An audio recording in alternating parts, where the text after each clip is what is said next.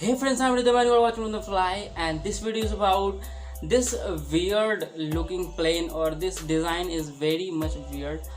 मैं आपको बताऊँ इस प्लेन को बनाने में बहुत सारी चैलेंज आई थी। ये डिज़ाइन काफ़ी कॉम्प्लेक्स है अगर आप इस डिज़ाइन को बनाते हो।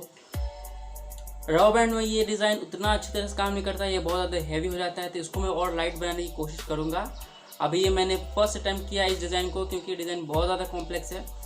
इसको हम मोटर के साथ भी बनाएंगे। अभी मैंने मोटर्स का ऑर्डर दे दिया है, लॉकडाउन में तक कहीं जा नहीं सकते लाने, तो मैंने ऑर्डर दे दिया है, वो मोटर आ जाएंगे कुछ दिनों में। तो इस डिज़ाइन को हम मोटर के साथ और रिमोट कंट्रोल आरसी में इसको जरूर ट्राई करेंगे क्योंकि ये डिज़ाइन काफ़ी कॉम्प्लेक्स है।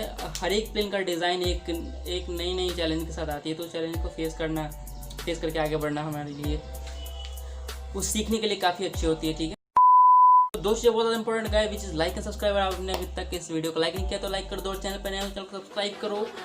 And without wasting more time, let's start the video.